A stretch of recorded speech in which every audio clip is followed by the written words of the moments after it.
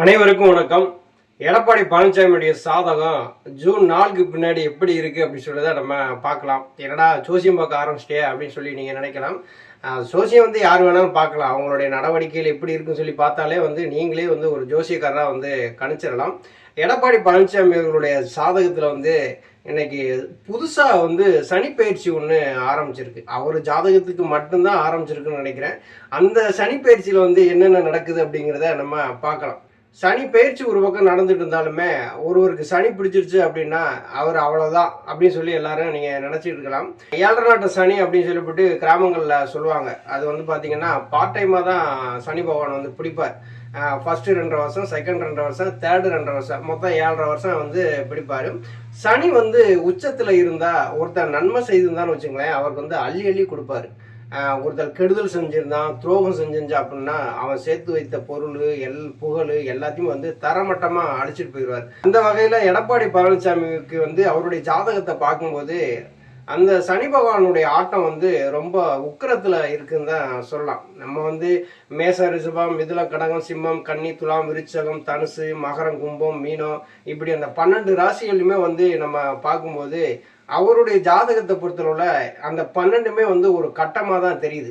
சனி பகவான் அந்த சென்ட்ரலில் இருந்துட்டு எல்லா ராசிகளையுமே பார்வையிடுறார். ஒவ்வொரு கட்டங்களாக பார்வையிடும்போது எல்லா கட்டத்திலுமே எடப்பாடி பழனிசாமி பயங்கரமான ஒரு துரோகங்களும் பயங்கரமான ஒரு வில்லத்தனமும் செஞ்சிருக்கிறத சனி பகவான் உற்று பார்க்குறாரு. மேசம், ரிஷபம், மிதுனம், கடகம், சிம்மம் இந்த 4 ராசிகள்லையும் முதல்ல பார்க்குறாரு சனி பகவான். அதில் பார்த்தீங்கன்னா அவர் செய்த துரோகங்களை புறா புட்டு புட்டு வைக்கிறாரு சனி பகவான். நீ ஜூன் 4க்கு பின்னாடி நீ மிகப்பெரிய அளவில் அரசியலில் சோபிக்க மாட்ட அப்படிங்கிறதையும் அவர் சொல்கிறாரு. அரசியல் உங்களுக்கு அஸ்தமனம் ஆயிரும் அப்படிங்கிற நிலைமையில தான் அந்த ஜாதகம் இருக்குது. புரட்சித் தலைவர் எம்ஜிஆர், புரட்சித் தலைவி அம்மா, சசிகலா, டிடிவி தினகரன், ஐயா ஓபிஎஸ், அதுக்கடுத்து தொண்டர்களுக்கு துரோகம் பண்ணது, அதுக்கப்புறம் கட்சியை அபகரித்தது, புரட்சித் தலைவி அம்மா அவர்கள் கொடுக்கப்பட்ட பொதுச்செயலாளர் பதவியை அபகரித்தது, கழகத்தை துண்டு பண்ணது, திமுக சொல்படி கேட்கறது, திமுக வெற்றிக்காக பாடுபடுறது, எடப்பாடி பழனிசாமி முன்னிறுத்தின அந்த எல்லா தேர்தலிலுமே தோல்வி சந்திச்சது, இது எல்லாமே ஒவ்வொரு கட்டங்களாக வருது. அதை விட மிகப்பெரியதாக நம்ம பார்க்க போகிறது என்ன, சனி பகவான் ரொம்ப உற்று நோக்கி பார்க்கறது என்ன அப்படின்னா, ஒரு கட்சியினுடைய ஒரு தலைமை பொறுப்பில் இருக்கக்கூடியவரை ஒரு பொதுக்குழுங்கிறத கூட்டி அவர் தண்ணீர் பாட்டில் வச்சு வீசினது, தலைமை கழகம் போகும்போது அடியாள்களை வச்சு, குண்டர்களை வச்சு, ரவுடிகளை வச்சு அவர் மிரட்டுறது, அங்கே மிகப்பெரிய அளவில் கலவரத்தை உண்டு பண்ணது, இதை எல்லாமே சனி பகவான் பார்க்குறாரு. ஜூன் 4க்கு பின்னாடி இவர் சனி பகவானுடைய ஆட்டம் மிக உக்கிரத்தில் இருக்கிறதுனால எடப்பாடி பழனிசாமியுடைய அரசியல் அவ்வளோதான் அப்படிங்கிற அளவில் தான் அவருடைய ஜாதகம் இருக்குது. சிம்மம், கன்னி, துலாம், விருச்சகம் இந்த ராசிகளில் பார்க்கும்போது அந்த கட்டங்கள்லாம் எப்படி இருக்குன்னு சொல்லி சனி பகவான் பார்வையிடுறாரு. இதுலேயாவது எடப்பாடி பழனிசாமி ஏதாவது ஒரு நன்மைகள் செய்திருப்பாரு, அதை அவருக்கான ஒரு விமர்சனத்தை நம்ம கொடுக்கலாம் அப்படின்னு சொல்லியும் சனி பகவான் பார்க்குறது. அதுலேயும் பார்த்தீங்கன்னா எதுவுமே கிடையாது. சனி பகவான் ரொம்ப உக்கிரத்தில் இருக்கிறதுனால எல்லார் வாய்கள்லையும் சனி பகவான் போய் உட்கார ஆரம்பிச்சிட்டாரு. KP Munusamy, CV Shanmugam, D Jayakumar, RB Udhayakumar, Sellur Raj இவங்க வாயெல்லாம் போய் சனி பகவான் உட்கார ஆரம்பிச்சதுன்னா அங்கிருந்து வர்ற வெளிப்படுற வார்த்தைகள்லாம் என்னன்னா, இந்த அதிமுக அலுவலகத்தை காலால எட்டி உதச்சிட்டாரு, இந்த கட்சியை சின்னாபனமாகிட்டாரு, இவரை நாங்கள் கட்சிக்கு உள்ள சேர்க்கறது விஷப்பரிச்சையா இருக்கும், இவருக்கும் கட்சிக்கும் சம்மந்தம் இல்லை, இப்படியெல்லாம் ஆர்பி உதயகுமார் வாயில இவர் ஜெயக்குமார், சிவி சண்முகம், கேபி முனுசாமி, அவர் செல்லூர் ராஜ் இப்படி இவங்க வாயிலாம் உட்காந்து சனி பகவான் பேச ஆரம்பித்த உடனே தொண்டர்கள் எல்லாருமே மிகப்பெரிய அளவில் விரக்தியில் தான் இருக்கிறாங்க. இதை செஞ்சதை பூராமே எடப்பாடி பழனிசாமி. ஆனால் ஐயா ஓபிஎஸ் மேலே அவர் பழியை தூக்கி போடுறாங்களே அப்படின்னு சொல்லிட்டு அந்த கோபத்தை உண்டு பண்ணுறதுக்காகவே சனி பகவான் என்ன பண்ணுறாரு, இவங்க வாயிலெல்லாம் உட்காந்து பேச ஆரம்பிக்கிறாரு. இப்போ அந்த அவருடைய ஜாதகத்தை நம்ம பார்க்கும்போது கடைசியாக இருக்கக்கூடிய தனுசு, மகரம், கும்பம், மீனம் இந்த 4 ராசிகளுமே அதுலேயும் கொஞ்சம் சனி பகவான் கொஞ்சம் லிபரலாக இருக்காரு.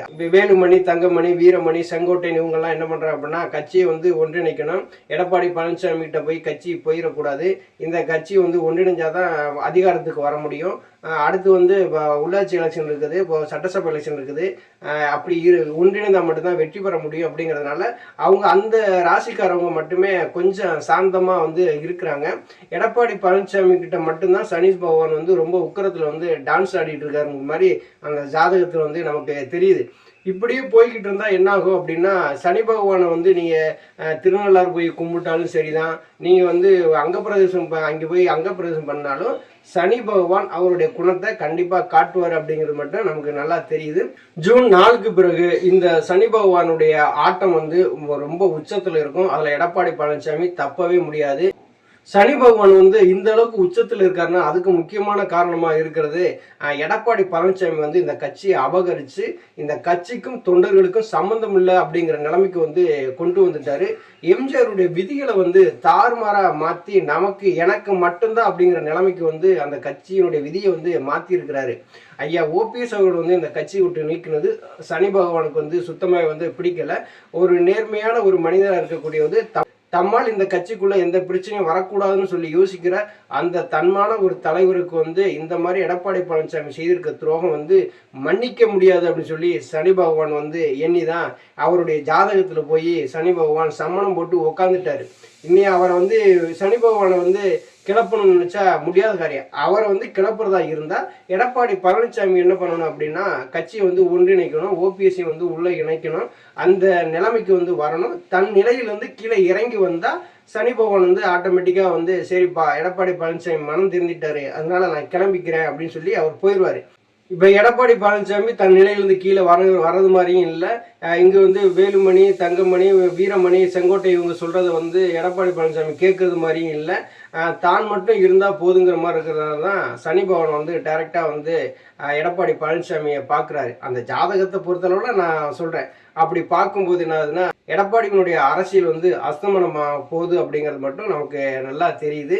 அந்த ஜாதகத்தினுடைய பார்வையில் சனி பகவான் எப்படியெல்லாம் வந்து எடப்பாடி பழனிசாமியை இந்த அரசியலிருந்து விரட்ட போகிறார் அப்படிங்கிறது ஜூன் 4க்கு பிறகு தெரியும். நன்றி, வணக்கம்.